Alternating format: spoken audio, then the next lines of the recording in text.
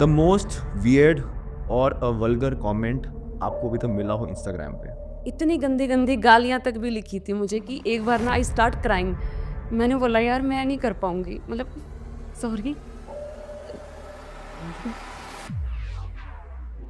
मेरी माँ तक को भी गाली दे रहे हैं, मतलब वहाँ पे। यार एक बात बताऊँ ना, अगर मैं एक फीमेल हूँ, आगे आकर बोलने की कोशिश कर रही हूँ, मेरा हस्बैंड भी देख रहा है, मेरे माँ बाप भी देख रहे हैं, मेरा भाई भी देख रहा है, वो कहीं ना कहीं अगर मेरे को प्रेज कर रहे हैं तो वो गालियाँ भी देख रहे हैं कि क्यों पढ़ रही हैं। मैंने बहुत सारे चैनल पार्टनर्स को नोटिस किया है, रिज्यूमे में सबसे पहले वो ये चेक करते हैं कि पहली बात तो रील बनानी आती है कि नहीं रील आती है। बनानी आती ही नहीं आती। पहली चेकलिस्ट वो होती है, फिर दूसरी चेकलिस्ट होती है शी इज़ अ फीमेल और not, how much she is presentable, और मतलब ओपनली बोलना सही नहीं रहेगा, कितना वो रिवील कर सकती है अपने आप को। फैक्ट है। और ये सब चीज़ें पूछी जाती हैं इंटरव्यू में आज की डेट में। मतलब it is very shocking for me कि इस रियल एस्टेट इंडस्ट्री को मतलब लोग बड़े डर्टी हो गई है सब। हाँ, मैंने आपकी कुछ रील्स देखी हैं, कंट्रोवर्शियल रील्स भी रही हैं आपकी। उनमें से एक रील ऐसी है जिसमें आपकी लैंग्वेज को लेकर के, आपके एक्सेंट को लेकर के बहुत ज़्यादा बोला जाता है। उसके बारे में कुछ बताना चाहोगे? यार मुझे तो ये भी बोलते हैं कि कैसी हो, मोटी हो, बुड्ढी हो, पता नहीं क्या क्या बोलते हैं, लेकिन मुझे पता है ना यार, मैं अपना काम अच्छा कर रही हूँ। इतने ही ब्रोकर ऐसे हैं सौरभ जी जो कहते हैं कि भाई ये कमिटमेंट हुई थी हमसे और यहाँ से पैसा नहीं मिल रहा। आपने वीडियो बनाई थी एक हाँ। यूट्यूब पे और आपने लिटरली धज्जियाँ उड़ाई थी सिग्नेचर ग्लोबल की, उस पे बहुत ज़्यादा बैकलैश भी मिला था। 37D की लोकेशन, आप बताओ ना, क्या वो इतनी बढ़िया लोकेशन है कि आप नाला पार करके जा रहे हो वो नहीं दिख रहा? देखो लोग बोलते रह जाएंगे और मार्केट, वो कहते हैं ना, शेर चलता रहता है और कुत्ते भौंकते रहते हैं। ऑडियंस को नहीं पता ये बात कि इन्फ्लुएंसर्स को पेड प्रमोशंस मिलती हैं हाँ। इन डेवलपर्स को प्रमोट करने के बिल्कुल लिए। मिलता है, मुझे भी आई है। आई हैं आपके आई पास हैं भी? और अच्छा खासा अमाउंट पे कर रहे हैं, लेकिन मैंने नहीं करा। बट मतलब इन्वेस्टर भी बहुत स्मार्ट है। स्मार्ट नहीं है, ओवर स्मार्ट है। और ओवर स्मार्टनेस ना हमेशा किल करती है। और नाम तो खैर मैं नहीं लूंगी, उनके चैनल पार्टनर्स ही हैं बहुत बड़े बड़े। They become greedy. अगर एक फीमेल रियलिटर ओपन प्लेटफॉर्म पे आके कुछ बोलती है या कुछ करने का ट्राई करता है ना, तो उसको गलत सेंस में ही लिया जाता है। तो उसका क्या होता है कि चलो भाई लड़की है या लेडी है, चलो काम कर लेते हैं, और कहीं ना कहीं उसका फायदा भी उठाते हैं। So hello everyone, welcome back to my channel. So today is the fourth episode of our show The Real Estate Roast. और आज का हमारा शो बहुत ही खास है क्योंकि आज हमारे शो पे पहली बार कोई फीमेल रियल्टर आई हैं। वैसे तो आपने इनको इंस्टाग्राम पे देखा होगा क्योंकि ये इंस्टाग्राम पे बहुत छाई हुई हैं, और ऐसा बोलना भी सही रहेगा कि गुड़गांव की रियल एस्टेट मार्केट में she was the first women female influencer realtor on Instagram. She is basically from a very small town. ये रोहतक के पास एक डिस्ट्रिक्ट है सांपला, वहाँ से आती है, और जो इनका रियल एस्टेट में जो एक्सपीरियंस है वो 5 साल से भी ज़्यादा का है। She is bold, she is blunt and she is beautiful. Welcome Indu ji. Thank you so much Saurabh, आपने मुझे बुलाया रियल स्टेट रोस्ट के अंदर। मुझे लगता है कि ये शो फायर की तरह जाएगा। आई एम श्योर आज आप आए हो तो आई एम श्योर जाना ही चाहिए। जी बिल्कुल। सो इंदु जी, एक्चुअली जहाँ तक मैंने आपके बारे में जितना भी देखा है और सुना है, आपने सबसे पहले इंस्टाग्राम को एक्सप्लोर किया था as a real estate influencer. And मैं जानना चाहूँगा कि आपको क्या लगता है कि कितने सारे चैलेंजेस आए आपको इस रियल एस्टेट, गुड़गांव की रियल एस्टेट मार्केट को समझने में, और क्या क्या स्ट्रगल रही हैं आपकी? स्ट्रगल बहुत ज़्यादा था सौरभ, क्योंकि मेरा तो कोई रियल स्टेट बैकग्राउंड भी नहीं था। जब रियल स्टेट स्टार्ट करा था तो स्क्वायर फीट का भी नहीं पता था कि होता क्या है, और गुड़गांव में हम लोग नए ही थे, तो ये नहीं पता था कि कौन सा गोल्फ कोर्स रोड है और कौन सा एक्सटेंशन रोड है, टू बी वेरी फ्रैंक। लेकिन मतलब स्टार्ट करा और बहुत सीखा है। मतलब आप यूँ लगा लो कि एक कलीग थे मेरे, उनकी यामा बाइक पे बैठ के मैंने घूमा है पूरा गुड़गांव, ट्रस्ट में। एक एक चीज़ को देखा है, सड़क पे खड़े होने से लेकर कि वहाँ पे क्या खड़े होकर आप कैसे किस तरीके से क्लाइंट से बात करते हो, वहाँ से लेकर कॉल से लेकर क्लोज़र से लेकर सब कुछ बहुत डीपली देखा है। लेकिन मैंने रियल स्टेट में ना दिमाग से ज़्यादा ना दिल को भी डाला है अपने, टू बी वेरी फ्रैंक। और इसीलिए लोगों ने पसंद भी करा है, क्योंकि जब लोग बोलते हैं कि नहीं मैडम आप अपना रिव्यू बताओ, तो वो मुझे अच्छा लगता है। लोग कहते हैं कि हाँ मुझे आपके जैसा बनना है, या आप बताओ कि इस प्रोजेक्ट में एंट्री करनी चाहिए कि नहीं करनी चाहिए। तो आज इंदु जी आपके कितने फॉलोअर्स हैं? 30 32 पॉइंट समथिंग कुछ हैं थाउजेंड्स में पेड इंस्टाग्राम। नहीं, असली फॉलोअर्स। नहीं रियल है मेरा, पक्का सब real? ऑर्गेनिक है, ट्रस्ट में मैंने कभी कोई ऐड नहीं करा है। इवन मतलब सारा का सारा मेरा ऑर्गेनिक है। Okay, I am sure. एक रील वायरल हुई थी बहुत, ब्रोकर्स को लेकर मैंने बोला था, तो वो वाली रील पे ना बहुत ज़्यादा हेट भी मिला और बहुत ज़्यादा प्यार भी मिला। सच बताऊं तो वो एक्सपीरियंस रियल बताऊं मैं आपको। हाँ बताओ। वो वीडियो ना बहुत ज़्यादा वायरल गया था, 2.6 मिलियन व्यूज़ आए थे उस पर। क्यों? वो मैंने ना ब्रोकर्स को बोला था, एक्चुअली कोई एक इन्फ्लुएंसर हैं जिन्होंने ब्रोकर्स को ये बोला था कि गुड़गांव में तो ब्रोकर ना कूड़े को भी बेच रहे हैं, मतलब कूड़े को भी क्या कहते हैं सोना बना के ऐसे बेच रहे हैं। तो ऐसे बोला था, क्योंकि देखो यार we are not like that broker कि हम लोग ऐसे मतलब गली मोहल्ले वाले ब्रोकर्स है। टू बी वेरी फ्रैंक, हम लोग वो एक ब्रोकर नहीं है, इवन वी आर एक कॉर्पोरेट चैनल पार्टनर्स आप कह सकते हो। क्योंकि रियल स्टेट में हम लोगों ने हम लोग नॉट ओनली मी, आप भी हैं और बहुत सारे अलग नए नए बच्चे आ रहे हैं। इवन जो बच्चे MBA तक भी करके आए हुए हैं वो भी यहाँ कर आकर काम कर रहे हैं। तो हम उनको एक नॉर्मल उस कैटेगरी में नहीं डाल सकते हैं ब्रोकर्स की कि वो कुछ भी बेच रहे हैं। और सही बताऊं तो कुछ भी कैसे बेच रहे हैं, जब हमारे पास जो प्रॉपर्टी लेने वाला बंदा आ रहा है वो 7 से 8 से 10 करोड़ की प्रॉपर्टी ले रहा है, तो वो ऐसे ही नहीं आ रहा, उसके भी दिमाग के सारे ढक्कन खुले हैं तभी वो आ रहा है। Right. तो मैंने उनको ये बोला था कि भाई, और स्पेशली एक बात भी उसमें भी मैंने ये बोला था सौरभ कि हम ब्रोकर्स के मतलब हम जो चैनल पार्टनर्स होते हैं we are not getting salary ना यार, हमें मंथली नहीं आ रहा है। Right. हमें तो जो हमारी डील होती है उससे आ रहा है। Right. और चाहे वो महीने में एक कर लो, चाहे वो 4 महीने में एक कर लो। तो उस पे क्या हुआ था कि बहुत सारे लोगों ने ना हेट कमेंट्स में इतनी गंदी गंदी गालियां तक भी लिखी थी मुझे कि एक बार ना आई स्टार्ट क्राइंग। मैंने बोला यार मैं नहीं कर पाऊंगी, मतलब sorry. No it's okay, it's okay. तो किसी ने नहीं बट एक्चुअली नहीं कोई नहीं, बट एक्चुअली पता है नहीं, किसी ने ना मतलब सॉरी टू इंटरप्ट, किसी ने मतलब मेरी माँ तक को भी गाली दे रहे हैं मतलब वहाँ पे। यार एक बात बताऊँ ना, अगर मैं एक फीमेल हूँ आगे आकर बोलने की कोशिश कर रही हूँ, मेरा हस्बैंड भी देख रहा है, मेरे माँ बाप भी देख रहे हैं, मेरा भाई भी देख रहा है, वो कहीं ना कहीं अगर मेरे को प्रेज कर रहे हैं तो वो गालियाँ भी देख रहे हैं बिल्कुल कि क्यों पढ़ रही हैं, इसने ऐसा बोला क्या है। Right. तो ये चीज़ों का ना बहुत इफेक्ट पड़ता है। बस ये है एक्सपीरियंस। एक्चुअली जैसे आपने बोला कमेंट्स आते हैं, so I am sure that Indu ji ये तो चलो कमेंट्स आते हैं जो आपको पर्सनली हिट करते होंगे, बट साइड बाय साइड मैंने रियलाइज़ किया as a female realtor it is again a very difficult job for somebody like you कि यू नो और भी बहुत सारी तरीके के कमेंट्स आते होंगे, लोग आपसे फ़ोन पे बात करते होंगे। बहुत ज़्यादा हुआ है। कोई इंस्टेंस शेयर करना चाहोगे आप? मतलब बहुत ज़्यादा चैलेंजेस आते हैं, और अगर एक फीमेल रियलिटर ओपन प्लेटफॉर्म पे आके कुछ बोलती है या कुछ करने का ट्राई करता है ना, तो उसको गलत सेंस में ही लिया जाता है। फॉर एग्जांपल अगर आप मैं एक इन्वेस्टर पॉइंट ऑफ व्यू से देखूंगी ना, तो उसका क्या होता है कि चलो भाई लड़की है या लेडी है, चलो काम कर लेते हैं, और कहीं ना कहीं उसका फ़ायदा भी उठाते हैं। फैक्ट है ये कि चलो मैडम कॉफ़ी पीते हैं या कहीं पार्टी करते हैं या ड्रिंक करते हैं, ये उनका मुद्दा होता है। लड़की या जो फीमेल है वो सोचती है कि चलो भैया डील क्रैक हो जाएगी, उस चक्कर में वो पार्टी भी करते हैं। बट जो इन्वेस्टर किसी भी फीमेल रियलिटर को, और ये मेरी रिक्वेस्ट भी है इस पॉडकास्ट के ज़रिए उन सब लड़कियों को बोलने की कि भाई अगर कोई इन्वेस्टर आपको ये बोलता है कि भाई आप हमारे साथ कॉफ़ी पी लो या कहीं पार्टी में चली जाओ और फिर मैं आपके साथ डील करूँगा, उसे स्किप कर दो, वो तुम्हारे साथ कोई डील नहीं करेगा। ये फैक्ट है। उसका काम बस वहीं तक ख़त्म हो जाता है कि तुम्हारे साथ अपना पार्टी वार्टी करी, ख़त्म।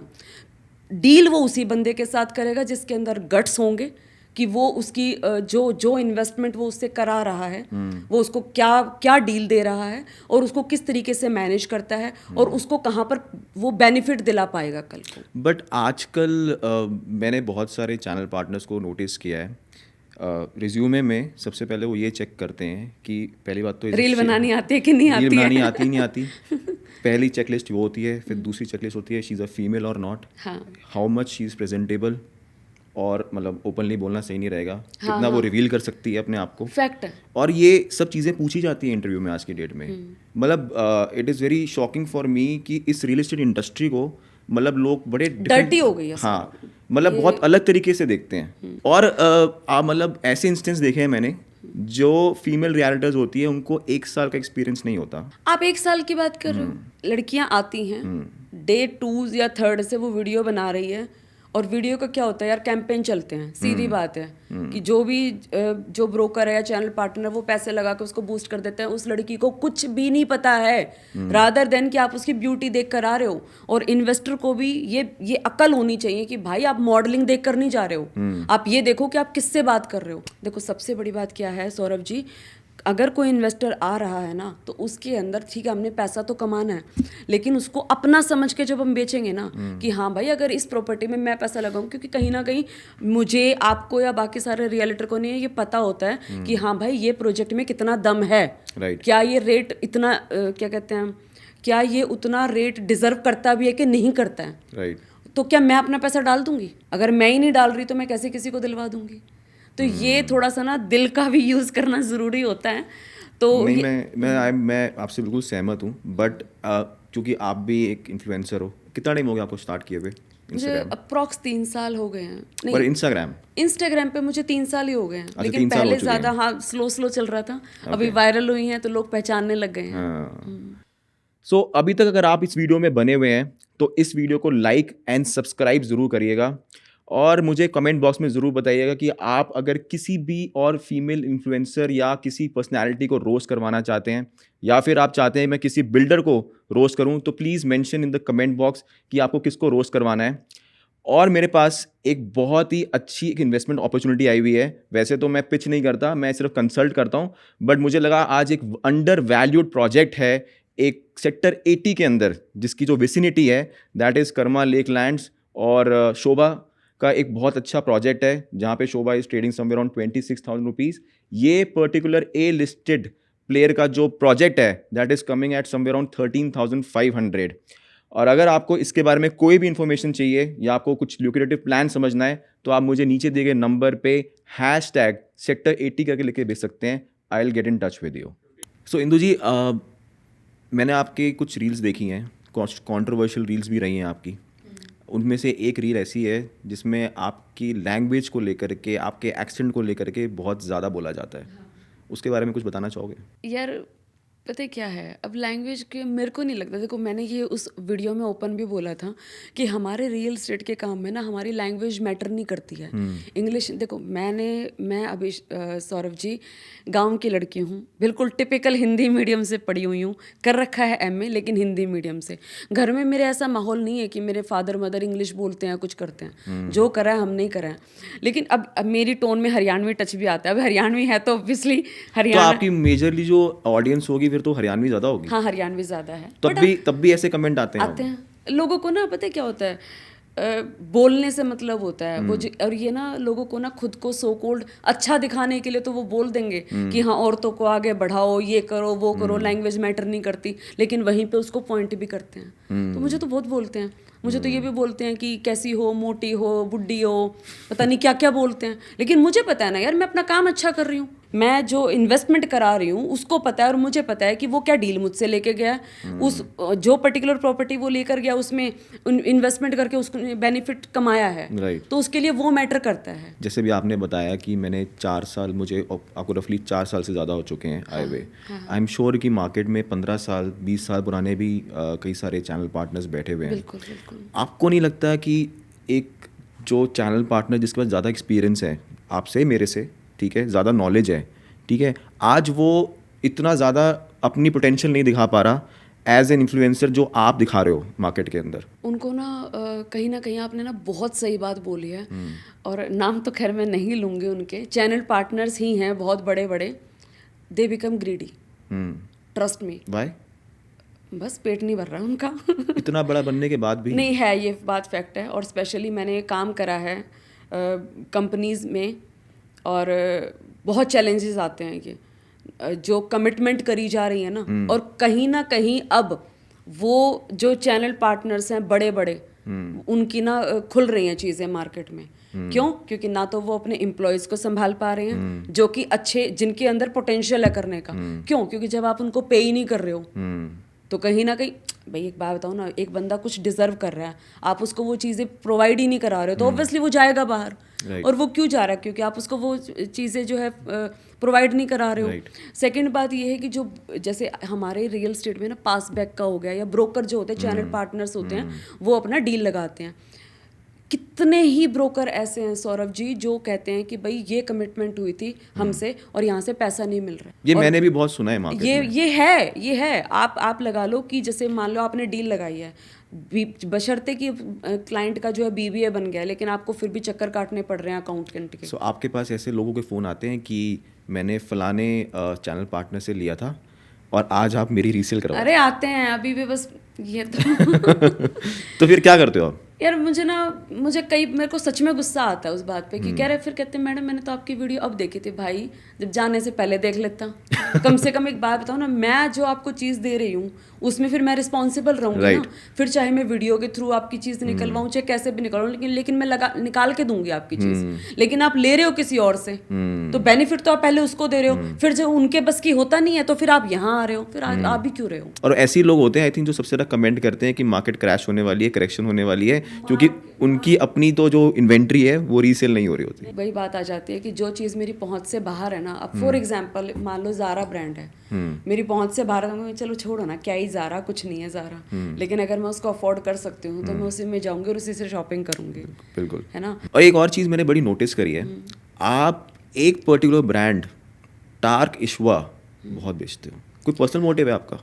नहीं, मेरा पर्सनल क्या है, लेकिन पर्सनली ये है मेरा मोटिव कि उसमें ना मुझे ये कन्विक्शन है कि क्लाइंट को एक अच्छी चीज़ दे रही हूँ मैं, कल को उसको एप्रिसिएशन भी आएगा, और कहीं ना कहीं टार्क दूसरों से डिफरेंट क्यों है, क्योंकि उसका कॉन्सेप्ट बहुत अलग है। नहीं, बट इंदु जी एक्सटेंशन पे और भी बहुत सारे प्रोजेक्ट्स हैं। कौन पर्सनली मैं भी I am not a big fan of TARC, I am a big fan of Silver Glades. Obviously Silver Glade बहुत बेस्ट है, मैं मना नहीं कर रही हूँ, और नो डाउट जो वो वाला सेक्टर है, सेक्टर 58-9 वाली जो बेल्ट है, वहाँ पे लेगेसी जो सिल्वर ग्लेड है बहुत बढ़िया ट्रेंड कर रहे हैं, और अच्छा खासा बिका भी है। जो उसकी एंट्रेंस है, या वेसिनिटी लगा लो, या अरावलीज का व्यू लगा लो, बहुत बढ़िया है। As far as TARC is concern, एक तो आपकी वेसिनिटी में DLF आ रहा है, जबकि DLF आर्बर के लेआउट से फार बेटर लेआउट टार्क इशवा का है। लेकिन DLF अपने आप में एक ब्रांड है, तो कहीं ना कहीं उसका जो है एक चार्म है जिसकी वजह से वो बिक रहा है। सेकंड बात है कि एक तो ये जो सामने से जो आर्बर, मतलब ये वाली वेसिनिटी में आप लगा लो कि इधर MR आ रहा है, ट्रम्प टार्स आ रहा है, या गोल्फ कोर्स एक्सटेंशन का ये वाली बेल्ट है, मुझे पर्सनली पसंद है 63 सेक्टर। अच्छा, एक बात बताओ, आपने आई एम श्योर $1 million लिस्टिंग देखा होगा? हाँ देखा है। नहीं, मैंने देखा नहीं है, रील्स देखी हैं, क्योंकि मेरे कुछ नोन है इन्फ्लुएंसर्स, जैसे दीप्ति को मैं जानती हूँ, उन्हीं को जानती थी, और एक अर्बन टर्बन है, बस उन्हीं को जानती हूँ, बाकी को नहीं जानती। तो आप को ऑफर नहीं आया वहाँ से? नहीं, मुझे नहीं आया। एक्सपेक्ट कर रहे हो नेक्स्ट सीजन में? माइट भी अगर आएगा तो क्यों नहीं। अच्छा, जाना चाहोगे आप? हाँ। अच्छा, चलो, और एक्सप्लोर तो करे कि क्या है। सो इंदु जी, आजकल ना रियल एस्टेट में एक टर्म बहुत फेमिलियर हो गई है, फोमो बाइंग। एंड हमने कई सारे प्रोजेक्ट्स देखे हैं आज की डेट में, जहाँ पे कह सकते हो आप कि बिल्डर्स की जो लॉबी है उसमें आपके चैनल पार्टनर्स भी आ जाते हैं, एक मार्केट में फोमो क्रिएट करते हैं, एंड इंक्लूडिंग, मतलब मैं आपका नाम तो नहीं लूँगा इसे, हो सकता है कि हम भी उसमें शामिल हों, बट क्योंकि हम भी वीडियोस बनाते हैं तो ऑब्वियसली हम भी उसका पार्ट ही हैं। बट आपको लगता है कि ये जो फोमो जो क्रिएट हो रहा है आज की डेट में, इसकी वजह से बहुत इम्पल्सिव बाइंग हो रही है, मतलब कस्टमर को लगता है कि ये मेरी हाथ से ये चीज़ छूट ना जाए, और उसके अंदर वो गलती कर बैठता है और वो अपनी प्रोडक्ट को बहुत जल्दबाजी में ले लेता है। जल्दबाजी में तो खरीद लेता है ऑब्वियसली, फिर वो बाद में भी पछताता है, यही है। हाँ, नहीं, बट आपको लगता है कि फोमो बाइंग होनी चाहिए? हो ही रहा है, लेकिन हो रहा है ना, तो हम भी तो उसका पार्ट हैं। और एक बात बताओ, जैसे अभी 3 महीने पहले आई एम श्योर आपने स्मार्ट वर्ल्ड स्काई आर्क भी बेचा होगा, उसका क्या सीन था? वो तो बस पूछे मत क्या था वो देखो, सबसे बड़ी बात तो ये था, स्काई आर्क जो आ रहा था ना, सबसे पहली बात तो ये जो फोमो क्रिएट, या जो भी आप लगा लो कि इतनी ज़्यादा मार्केटिंग हो जाती है कि दिल्ली NCR के गांव-गांव में ये पता था कि गुड़गांव में कुछ ऐसा आ रहा है कि जो सिंगापुर के मरीना से कॉन्सेप्ट करा है। किसी को नहीं पता कि स्मार्ट वर्ल्ड आ रहा है कि नहीं आ रहा है, सबको ये पता है कि गुड़गांव में मरीना बे आ रहा है।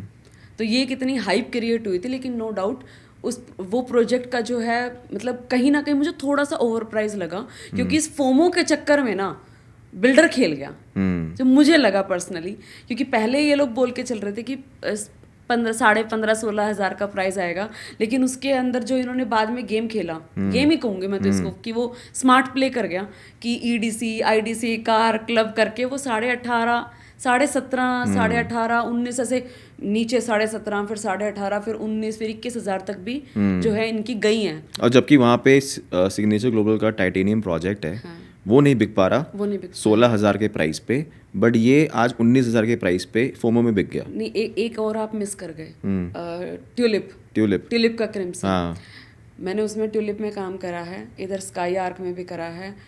मतलब आपको मैं एक एक्चुअल चीज़ बताती हूँ, जो ये कहीं ना ब्रोकर्स का भी गेम है इसमें। लेकिन यहाँ पे एक और भी चीज़ हुई है, अभी मैं आपको वो भी बताती हूँ।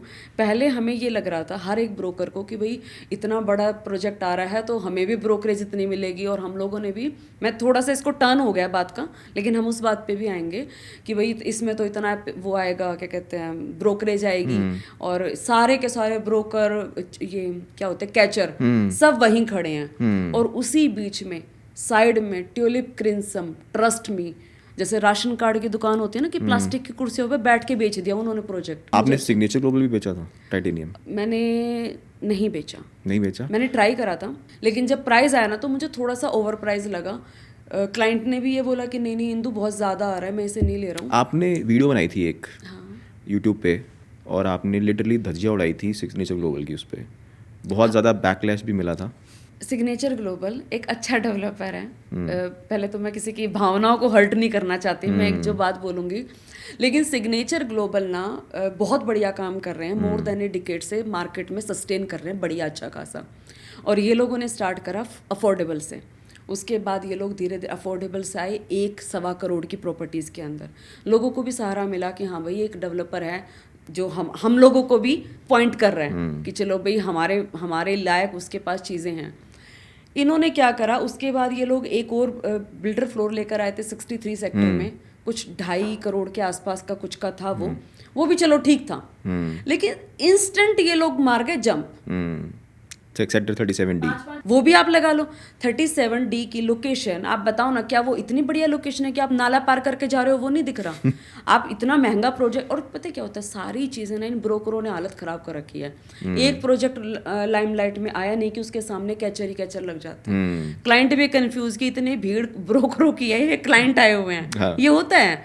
और एक सबसे बड़ी बात आप मुझे यूँ बताओ, और इसी के साथ में आप सिग्नेचर ग्लोबल के साथ में एक और प्रोजेक्ट आया था वहाँ पे, अभी बात चल रही है 37D की, तो मैं आपको बता रही हूँ BPTP का अमारियो आया था। क्या वो लोकेशन थी कि वो इतना महंगा रेट ला रहे हैं और इतने जो है इतने बड़े बड़े साइजेस ला रहे हैं, साथ में तो आपके 2-2 2.5 करोड़ रुपए के अपार्टमेंट और वो लोग रह रहे हैं, उनके बीच में आप 5-5.5 करोड़ का कैसे अपार्टमेंट ला रहे हो? राइट, सोचते ही नहीं है, कोई सोचते ही नहीं है। तो सिग्नेचर की जहाँ पे बात थी, अगर सिग्नेचर ग्लोबल अब 2-2.5 करोड़ के बाद अगर वो 3 करोड़ तक आता ना, स्टेप बाय स्टेप चलता, तो ये बिल्डर जैसा बिल्डर ही नहीं है, आप लगा लो गुड़गांव के अंदर। क्यों? क्योंकि डिलीवरी भी बढ़िया दे रहा है और एक मिडिल सेगमेंट को कैटर कर रहा है।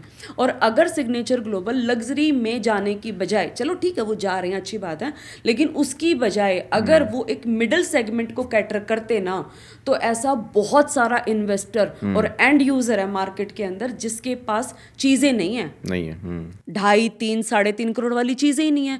तो सिग्नेचर ग्लोबल ना थोड़ा सा अपने रास्ते से हट रहा है। ये क्या ऐसा भी है क्या, जैसे ब्रोकर्स हैं, आज ब्रोकर लॉबी भी है, एक चैनल पार्टनर लॉबी है, वो बैठ करके बिल्डर्स को बताते हैं कि आप लग्जरी सेगमेंट ही निकालो क्योंकि उनकी कमीशन ज़्यादा बनेगी? तो फिर हालात देख लो ना क्या हो गया है।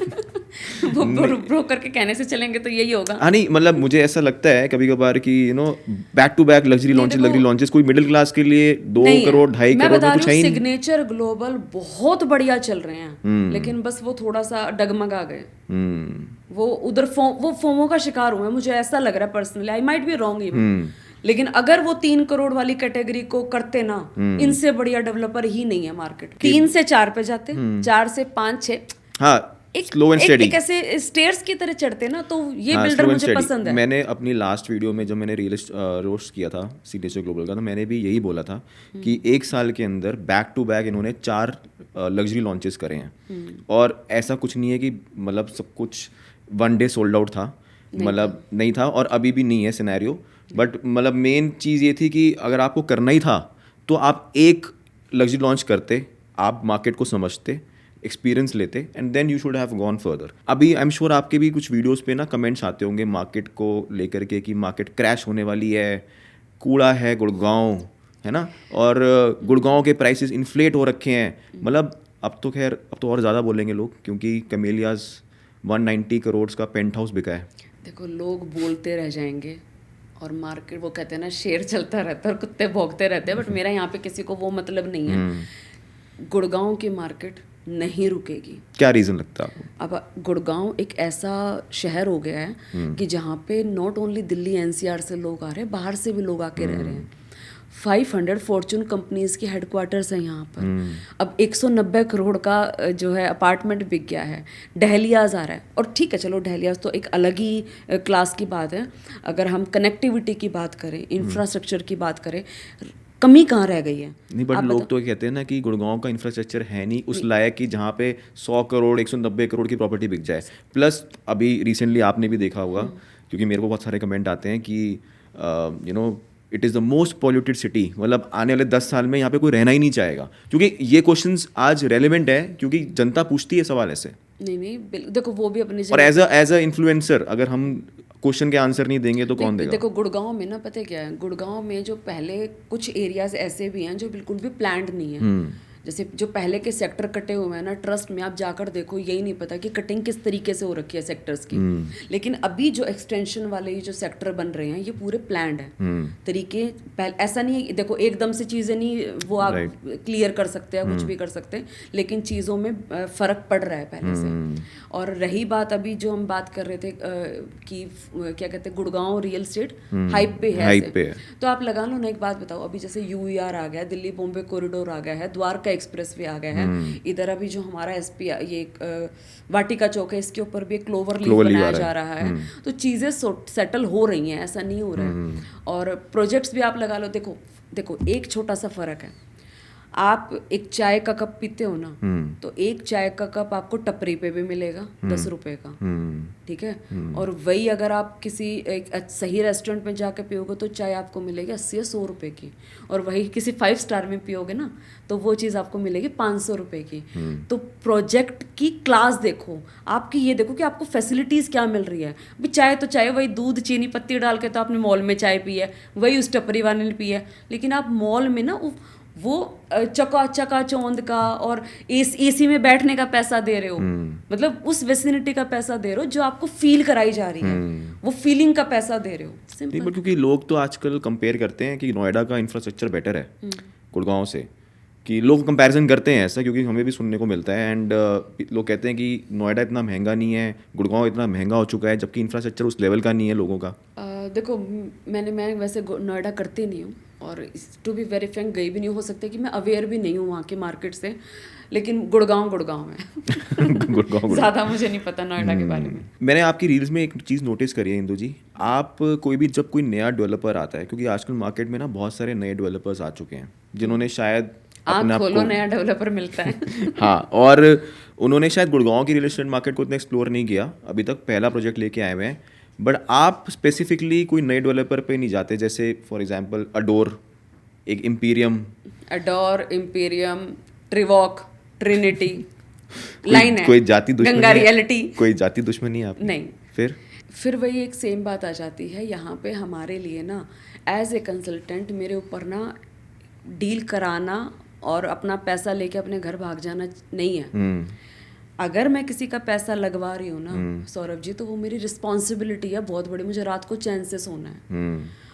मुझे देखो, ठीक है, ये जो भी डेवलपर आ रहे हैं आज जो प्रोमिसेस कर रहे हैं, एक प्रोजेक्ट तुम डिलीवर कर दो, मुझे भी श्योरिटी आ जाएगी, क्लाइंट को भी श्योरिटी आ जाएगी कि हाँ भाई ये चीज़ बन गई है, तभी तो हम बोल पाएंगे ना। पर आजकल तो मैंने देखा है कि ऑडियंस को नहीं पता ये बात, बट ठीक है, बोलना सही रहता है कि इन्फ्लुएंसर्स को पेड प्रमोशंस मिलती हैं इन डेवलपर्स को प्रमोट करने के लिए। बिल्कुल मिलता है, मुझे भी आई हैं आपके पास में? और अच्छा खासा अमाउंट पे कर रहे हैं, लेकिन मैंने नहीं करा। रीज़न कि हम तो इवेंट कर रहे हैं, आप आ जाओ और अपनी क्या कहते हैं एक रील का इतना ले लो स्टोरी, तो मैंने नहीं डाला है। नहीं, बट रीज़न देखो, इन्फ्लुएंसर, ये मैं थोड़ा सा ना नॉर्मल बोल रही हूँ, मेरा काम है, मैं अगर कोई चीज़ प्रमोट कर रही हूँ ना, तो उसका मतलब यह है कि वो मेरी चीज़ को ना मेरे 32,000 लोग तो देख ही रहे हैं, Conviction साथ है में आपको। और भी लोग देख रहे हैं, तो मैं वो चीज़ बेचूं जो मैं बेचना चाहती हूँ, जो मैं खुद के लिए खरीदूं। हाँ। मैं अगर मान लो फॉर एग्जांपल मेरे फादर साहब बोलते हैं, मेरा भाई बोलता है कि यार बहन ये पैसे हैं, ये लगाने हैं तो तू लगवा दे, तो मैं अपने मेरा जो कस्टमर आएगा इन्वेस्टर, वो भी कहीं ना कहीं भाई अंकल चाचा मामा ही लगता है भाई, कि अगर उसका पैसा डूबेगा ना तो यहाँ दर्द होगा। राइट। तो वो इम्पोर्टेंट होती है बात। तो मैं ऐसे कुछ भी नहीं बेचती हूँ। बहुत लोग आते हैं और अच्छा खासा अमाउंट पे करते हैं सिर्फ 1 मिनट की रील के लिए। 1 मिनट की रील के लिए? हाँ, 1 मिनट की और रील मैंने के सुना है लाखों में जाते हैं। जाते हैं। Is it true? हाँ, फैक्ट है। लेकिन मैंने नहीं करा। आप देखो ना, मेरा इंस्टाग्राम उठा के देखो, मैंने नहीं करा है। आप समझो, अब इतने बड़े बड़े पोस्टर लगा देते हैं बॉलीवुड के और सेलिब्रिटीज के, क्या वो आके देख लेंगे उस लोकेशन को तो वो रह लेंगे वहाँ पे? नहीं। तो फिर कहेंगे कि अरे, मैंने जब बोला उनसे, मैं एक सो कोल्ड, अभी किसी से बात हुई थी मेरी 4 दिन पहले, तो उन्होंने मुझे बोला कि आपने हमारे प्रोजेक्ट की वीडियो नहीं बनाई। मैंने कहा भाई तुम्हारा प्रोजेक्ट में दम ही बता दो ना, मुझे एक चीज़ भी तो बता दो कि 9 मीटर के रोड पे अगर तुम 6 करोड़ रुपए का अपार्टमेंट बेच रहे हो, उससे बेटर तो मैं गोल्फ कोर्स एक्सटेंशन पे चीज़ ना दे दूंगी किसी को। और क्या? आप बताओ ना, साथ में आपके नॉर्मल मार्केट लग रही है और आप कह रहे हो हम सो कोल्ड, एक आपने गेट बना दिया नॉर्मल सा, तो आप कह रहे हो हम तो ये बेच रहे हैं। ऐसा नहीं होता है भाई। हम जो चीज़ बेच रहे हैं, अगर मैं कुछ बोल रही हूँ ना, तो और आप एक बात बताओ, अगर लोग ये कह रहे हैं कि हाँ इंदु आप ये चीज़ बताओगे ना तो हमें कन्विक्शन आ जाएगा, तो मेरे को भी ड्यूटी बनती है ना यार, मैं तो अपना पैसा लेके नहीं तो अपने घर में भाग जाऊँ। लेकिन मैंने फॉलोवर्स इसलिए थोड़ी ना बढ़ाए हैं। ठीक है, कोलैबोरेशन का पैसा अच्छा लगता है, ऐसा नहीं है राइट, कि जब मेरे को एक दिन का मिल रहा है बढ़िया अमाउंट तो मैं क्यों ना करूँ, लेकिन मैं नहीं करती। But not at the cost की किसी का आप इतना बड़ा नहीं पूंजी अगर मैं कोई प्रोजेक्ट अपनी वीडियो में बोल रही हूँ तो कहीं ना कहीं या तो उसकी लोकेशन में दम है या उसकी प्रॉपर्टी में दम है, इसीलिए बोल रही हूँ, नहीं तो मैं नहीं करती हूँ। नहीं, सही बात है वैसे भी। और आई थिंक ये एक ट्रेंड मुझे लगता है। ट्रेंड पता है क्या सौरभ, देख पता है क्या यार, सॉरी मतलब ये इस लीग पॉडकास्ट से हटके बोल रही हूँ मैं आपको। हाँ, मैं बहुत सुना है, मतलब मेरी दादी बोलती थी कि बेटी ऐसा कोई काम नहीं करना कि जिससे तुम्हारे, मतलब जैसे मैं एक फीमेल हूँ तो कल को अगर मैं कुछ गलत करती हूँ ना सौरभ किसी के लिए, तो वो मेरे बच्चों पे जाता है। राइट।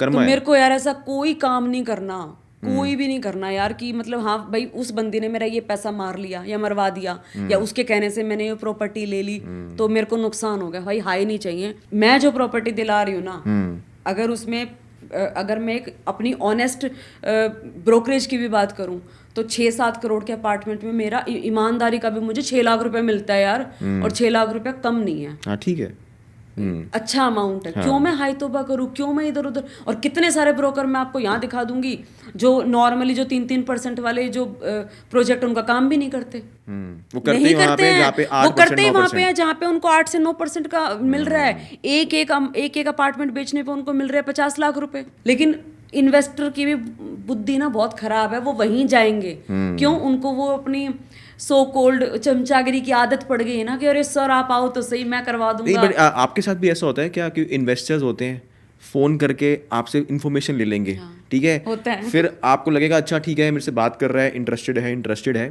बट इवेंचुअली आपको पता चलता है थोड़े दिन बाद कि उसने किसी और से ले लिया। हाँ, पता लगता है। और लेता वही प्रोजेक्ट है। वो हुआ है मेरे साथ, स्काई आर्क में हुआ है। 4 लोग जो कि मेरे साथ स्टार्टिंग से, जब मैंने रील से स्टार्ट करा था तब से मुझसे बात कर रहे थे। 4 वो इन्वेस्टर तो गिने गिनाए देखे हैं मैंने सौरभ जी, और मेरे से बात करिए कि इंदु ये प्रोजेक्ट कैसा रहेगा, इसके कंपैरिजन में कैसा रहेगा, वो ये वो।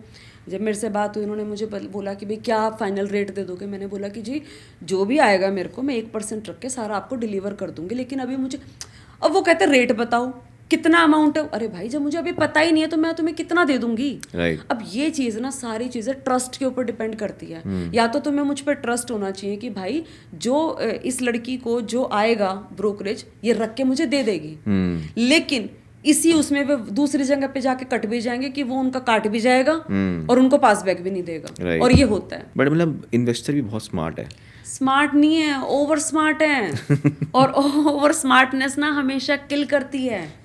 देखो आप मेरी बात सुनो, अब आपकी मेरी वीडियो देख के आपकी वीडियो पे या आपको और मुझे फ़ोन आ जाएंगे कि मैडम या सर ये प्रोजेक्ट बताओ, क्या हम उनको वो कंसल्टेशन दे पाएंगे? नहीं दे सकते जब तक कि वो हमारे सामने आकर ना बैठे। क्योंकि अभी एक बात बताओ ना, कोई प्रोजेक्ट आपको अच्छा लग रहा है, कोई मुझे अच्छा लग रहा है, मैं यहाँ पे आके बोल दूंगी, लेकिन क्या वो प्रोजेक्ट उस पर्टिकुलर बंदे के लिए बना है? हर बंदा अलग है भाई, किसी ने इन्वेस्ट करना है, किसी ने 2 साल रखना है, किसी ने 4 साल रखना है, किसी ने एंड यूजर करना है, किसी ने किसी को देना है, तो हर प्रोजेक्ट अलग है। तो आपको सोचना पड़ेगा कि आप क्या कर रहे हो। मतलब इंदु जी, मैं इस सेगमेंट को ना मैं क्लोज करना चाहूँगा, एक चीज़ बोलना चाहूँगा। हमें कोई भी प्रॉब्लम होती है, आज हमें कोई बीमारी होती है, हम किसी डॉक्टर के पास जाते हैं, हम उसको कंसल्टेशन की फ़ी देते हैं 2000 3000 मिनिमम हो चुका है आज की डेट में। मुझे नहीं समझ में आता, चलो पैसे तो छोड़ो, आप पैसे छोड़ो, रुको, हालत पता है इन्वेस्टर की कैसे होगी? जैसे आपने बीमारी का नाम लिया ना, ये गए हैं हॉस्पिटल के अंदर और वार्ड से भी पूछ रहे, रिसेप्शन से भी पूछ रहे हैं कि भाई मुझे ये बीमारी हो गई है। जब तक तुम उस डॉक्टर के पास नहीं जाओगे जो उस चीज का स्पेशलिस्ट है, तुम्हें कैसे सोल्यूशन मिल जाएगा? मैं तो कहता हूँ कि आप कंसल्टेशन भी मत दो, बट एटलीस्ट उठ के आओ तो सही, समझो तो सही कि क्या कहना चाहता है वो। कंसल्टेशन नहीं लेने लग जाओ तभी आएंगे। वो उनको फ्री में मिल रहा है ना, उसकी वैल्यू नहीं है। वैल्यू नहीं है। अगर लाओ आप आज आप कर दो कि भाई मेरी कंसल्टेशन फीस इतनी है और पहले पेटीएम करो, फिर बैठो, फिर उनका फिर दिमाग काम करेगा कि नहीं भाई कुछ तो बोलेगा ये, हाँ, कुछ तो समझाएगा, कुछ तो ये समझाने वाला है जिसकी फीस भी चार्ज कर रहा है। और वो फीस चार्ज करने वाले चाहे उन्हें काट दे पकड़ के, लेकिन उनको फर्क नहीं पड़ता। तो ये चीजें हैं। इन्वेस्टर को अपनी स्मार्टनेस को घर में रख के एक बार दिमाग के सारे ढक्कन खोल के हमारे सामने बैठना चाहिए कि भाई ये मेरा बजट है, ये मैं यहाँ लगाना चाहता हूँ, मेरा ये माइंड सेट है, इतने दिन में मेरे को निकलना है, तो चीज़ बताओ। राइट। तब है राइट। और ये जो फोनों पे पूछते हैं ना, वो फोन तक ही रह जाएंगे, उनको कभी कोई सजेस्ट कर ही नहीं सकता। और वो रेट ही लेते रहते हैं बस। उनको रेट भी नहीं मिलता। उनको रेट मिल ही नहीं सकता है यार। आप बताओ ना, आप प्रोजेक्ट में डिस्काउंट मिल रहा है 5% का, 1% तो मैं भी रखूंगी, मैं 4 बोल रही हूँ। फलाने प्रोजेक्ट किसी ने उनको ब्रोकर ने बोल दिया कि मेरे को तो जी 8% मिल रहा है, वो वहीं जाएगा। चलो चला भी जाता है। मैंने ये भी सुना है कई सारे ऐसे किस्से होते हैं, कस्टमर को घोस्ट कर देते हैं, फोन उठाने बंद कर देते हैं, एंड उसके बाद भी उनको कुछ नहीं है। और फिर क्या होता है, फिर हमारी वीडियोस पे कमेंट आते हैं कि सारे ब्रोकर फ्रॉड होते हैं। ऐसा कुछ नहीं है, ऐसा होता है, इट्स फैक्ट। हाँ बिल्कुल ऐसा ही है, लेकिन उनको समझना चाहिए। सो थैंक यू इंदु जी, बहुत अच्छा लगा आपने तो जितनी हमसे डिस्कशन करी है। अब मैं अपने नेक्स्ट सेगमेंट पे जाऊंगा, that is real estate on fire. तो मैं आपसे कुछ क्वेश्चन पूछूंगा, आपको कुछ एक वर्ड या कुछ एक लाइन के अंदर उसका आंसर देना है। सो मेरा पहला क्वेश्चन है आपसे, आपकी जो देसी भाषा है वो बोलने पर आपको बहुत सारे व्यूज़ और लाइक्स मिलते हैं, ठीक है। अगर आपको अपनी सेल्स बढ़ाने के लिए अपनी भाषा को चेंज करना पड़े तो क्या आप करोगे? नहीं, मैं वही रहूँगी, क्योंकि जो लोगों ने मुझे अभी तक पसंद करा है वही आगे मुझे पसंद कर रहे हैं। सो $1 मिलियन लिस्टिंग जो अभी सोनी टीवी पर लाइव है, वो एक पेड शो है आपके हिसाब से? मैंने सुना है। मेरे को क्वेश्चन तो कंप्लीट करने दो। वो एक पेड शो है आपके हिसाब से, या फिर वो वाकई में टैलेंट के ऊपर इन्फ्लुएंसर्स को हायर किया गया है? हाँ, ये पेड ही है। सो अगर आपने बोला भी पेड है, सो आप मैं अभी लाइव बैठा हूँ, सो उसके अंदर एक इन्फ्लुएंसर है मिस करुणा। मैंने उनका ना जब $1 मिलियन लिस्टिंग देखा, so I went back to see her profile on Instagram. हाँ, मैंने भी देखा। तो मैंने देखा यार ये तो 1000 इन्फ्लुएंस मतलब फॉलोअर्स भी नहीं है इनके, एंड और उन्होंने कोई खास वीडियो भी नहीं बना रखी थी पहले कि उनकी कोई ज्यादा प्रोफाइल लंबा ऐसा कुछ भी नहीं था। नहीं था। सो मुझे लगा कि यार ये तो जेन्युइनली पेड शो है। हाँ, मुझे भी तभी लगा, रियलाइज हुआ था कि ये पेड ही है। अगर आपको फेमस होना है तो आप इस प्लेटफॉर्म पे आ जाओ और फेमस हो जाओगे इन रियल एस्टेट। बिल्कुल। द मोस्ट वियर्ड और अ वल्गर कमेंट आपको अभी तक मिला हो इंस्टाग्राम पे? इसमें ना सौरभ ऐसे ऐसे वर्ड हैं जो मैं यहाँ पे पब्लिक प्लेटफॉर्म पे बोल भी नहीं सकती हूँ, और जिसके लिए मुझे सफ़र भी करना पड़ा है कई चीज़ों पे। उनको ना ही बोलूँगी तो जब माँ बहन बाप कुछ नहीं छोड़ रखा लोगों ने, बट ठीक है, वो वहीं तक है तभी। ठीक है। आपने कभी उनको वापस कमेंट किया कुछ? नहीं, मन करता है, लेकिन जब मैं उनका प्रोफाइल देखती हूँ ना तो मुझे लगता है कि शिट ऐसे ही रहो। ठीक है, फिटे मुँह। Do you promote builders project through paid collaboration? मैंने 1-2 प्रोजेक्ट करे हैं, बट मुझे जिनमें कन्विक्शन आया मैंने वो करे हैं। अच्छा, हाँ। बताना चाहोगे कौन से? मैंने एल्डिगो का करा है। अच्छा। और अभी क्या नाम है उसका, टार्क के लिए करा था। क्या आपको लगता है जो फीमेल रियल्टर्स हैं वो वाकई में क्लाइंट्स को एक्सप्लॉयट करती हैं फॉर डूइंग सेल्स? हाँ करती हैं। इसी के ऊपर एक एग्जांपल है। अभी मेरे पास एक प्रॉपर्टी आई थी, क्योंकि मैंने अभी दुबई स्टार्ट करा है करना, तो मेरे पास एक प्रॉपर्टी आई थी सेल आउट होने के लिए, रीसेल के लिए। तो डमैक का था वो। तो उन्होंने मुझे बोला कि इंदु जी कैसे भी करके इसको बिकवा दो। मैंने बोला कि मैंने आगे क्वेरी करा कि भाई क्या ये प्रॉपर्टी रीसेल हो सकती है। तो उन्होंने बोला कि नहीं हो सकती है, क्योंकि आपका तो नहीं है ये इन्वेस्टर। मैंने बोला नहीं। तो कह रही इस इन्वेस्टर को ना अच्छा खासा काटा गया है। अच्छा। मैंने बोला कैसे? तो कह रही है मैडम ये एक होटल की इन्वेंट्री है और जो सबसे खराब यूनिट थी ना वो उनको दी गई है। अच्छा। हाँ, तो जब मेरे को पता लगा था, क्लाइंट कहाँ का था? साउथ दिल्ली। साउथ दिल्ली। तो वो तब मुझे पता लगा कि वो दुबई गए थे और फीमेल थी उनकी रियलिटर, और कुछ हुआ और सेल हो गया। सेल भी हो गया। तो ये हो रहा है, कुछ के साथ सेल भी, कुछ के साथ सेल हो गया, बट ये हो रहा है। और फिर वो क्लाइंट मेरे पास क्यों आ रहा है फिर? तो ये चीजें हो रही हैं। नहीं, आपने अच्छा इंस्टेंस दिया है वैसे। It's a learning for everybody. लेकिन सौरभ फिर भी नहीं सीखते हैं लोग, फिर भी लड़कियों की मॉडलिंग देख के ही जाएंगे। One realtor who you think is direct competition to you? आप ही हो, सौरभ चड्ढा। चलो ठीक है।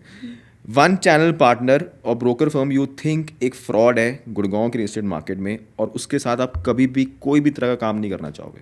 भाई ये ना करवाएंगे इन्वेस्टर क्लिनिक भी ऐसा ही है, सारे ही ऐसे हैं। चलो ठीक है Indu ji, thank you so much. Now moving to the third segment, जहाँ पे आप ही के कुछ रील्स के ऊपर कुछ कमेंट्स आए हुए हैं, मैं वो रीड आउट करूँगा और मैं चाहूँगा कि थोड़ा बहुत आप उसमें बताओ कि आपका क्या विचार है, ठीक है?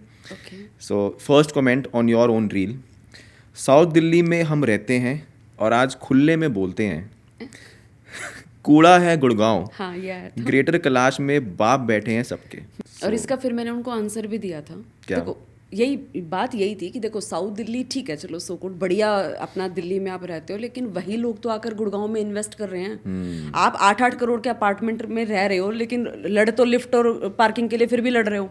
हाँ, यही तो है ना। और फिर इसी पे मैंने बोला था कि जो गुड़गांव में अगर 8 करोड़ के अपार्टमेंट में आप रहते हो तो आपको सारी की सारी फैसिलिटी मिलती हैं, एमिनिटीज़ मिलती है, एक लाइफस्टाइल मिलता है। राइट। तो ये मैंने इसमें पॉइंट करा था। सेकंड कमेंट: मैडम जी मेरे को एक बड़े चैनल पार्टनर ने पासबैक का वादा करके अब आफ्टर बीबीए घोस्ट कर दिया।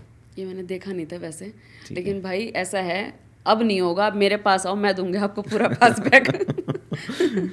नहीं, आप देते हो वैसे, राइटिंग में देखते हो? पास बैक के लिए तो मेरा एक यही आंसर है सबको कि आप मेरे साथ डील करके देखो, और मेरे जितने भी ब्रोकर्स हैं या इन्वेस्टर हैं जो भी हैं, फेयर उनको चीज़ मिली है जो मेरा लगता है। जैसे अगर आप एक ब्रोकर हैं और आप डील लगाना चाहते हैं तो 0.5% I keep, rest will deliver to you. पर आप राइटिंग में देते हो वैसे? हाँ देते हैं। देते हो, चलो गुड, कोई इशू नहीं रहेगा, आप एक बार ट्राई करके देखो। सबसे गंदा इन्वेस्टमेंट होता है रियल एस्टेट का, सबसे बढ़िया होता है स्टॉक मार्केट का।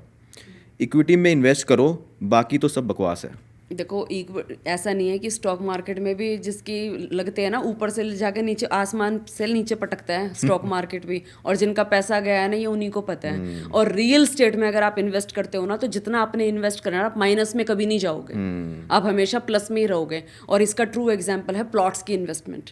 अगर आप करके देखते हो तो ज़मीन, मैं हमेशा कहती हूँ ज़मीन कभी धोखा नहीं देती। आप एक बार किसी भी प्लॉट्स में, बढ़िया प्लॉट्स में इन्वेस्ट करो, डैम श्योर आपका पैसा डबल है।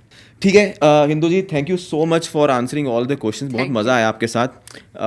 जाने से पहले मैं चाहूँगा कि एक आप लास्ट कुछ वर्ड्स बोलना चाहोगे, स्पेशली फॉर इन्वेस्टर्स, क्योंकि इन्वेस्टर्स को ना आज की डेट में बहुत सारी चीज़ें मुझे लगता है कि वीडियो के माध्यम से बोली जा सकती हैं। सो कुछ anything that you want to add? देखो मेरी तो ना इन्वेस्टर्स से एक प्यार से यही रिक्वेस्ट है कि अगर आप अपना देखो करोड़ों रुपए आप लगा रहे हो, तो किसी ऐसे जैसे आप देखो किसी भी ब्रोकर से अगर आप ट्रेड मतलब इन्वेस्ट करते हो, don't go with broker, go and choose a good consultant जो आपको ये बता सके कि हाँ भाई यहाँ से आपका पैसा जो है ग्रो कर जाएगा, कैसे करेगा। और मतलब देखो अगर फिर वही बात आ जाती है कि एक बीमारी का इलाज ना एक डॉक्टर ही बताएगा, वो कंपाउंडर और नर्सें नहीं बता पाएंगे। बिल्कुल सही बात। तो आपको चूज़ करना पड़ेगा एक सही प्लेटफॉर्म, एक सही राइट रियलिटर। और स्पेशली मेरी एक बहुत बहुत रिक्वेस्ट है दिल से कि भाई अगर आप चाहते हो ना एक्चुअली में इन्वेस्ट करना, तो आप कॉल्स पे रेट मत लो, कॉल्स पे मत पूछो कि कौन सा प्रोजेक्ट अच्छा है कौन सा बुरा है। आप टाइम लो अपने रियलिटर से, जाओ बैठो कॉफ़ी पियो और 1-1.5 घंटा लगा के तब उससे कोई भी प्रॉपर्टी पे आगे डिस्कस करो। Thank you so much Indu ji for sharing so much valuable information. और वो तो आज लोग बताएंगे अभी कमेंट सेक्शन में कि कैसा रहेगा हमारा। नहीं, वो तो बताते ही हैं ऑब्वियसली, बट मुझे आज स्पेशली बहुत अच्छा लगा। मैं फर्स्ट टाइम किसी फीमेल रियलिटर से बैठा हूँ और जिस हिसाब से आपने जो अपने इनपुट शेयर किए हैं, बहुत कम लोग हैं जिनके पास 15 साल का एक्सपीरियंस भी होता है, वो ऐसे वैल्यूएबल इनपुट शेयर कर पाते हैं। तो थैंक यू तभी सो लोग मच। हमें पसंद करते हैं। हाँ बिल्कुल बिल्कुल बिल्कुल। Thank you Indu ji. So thank you everyone for watching this episode 4 of real estate roast. मैं चाहूँगा कि आप मुझे कमेंट बॉक्स में ज़रूर बताएं कि आपको क्या लगा जो इंदु जी ने बातें शेयर करी हैं। और इस वीडियो को अगर आप फर्स्ट टाइम देख रहे हैं तो do like and subscribe our channel. तब तक के लिए मैं आपको मिलता हूँ अपनी नेक्स्ट वीडियो में। Keep investing but safely.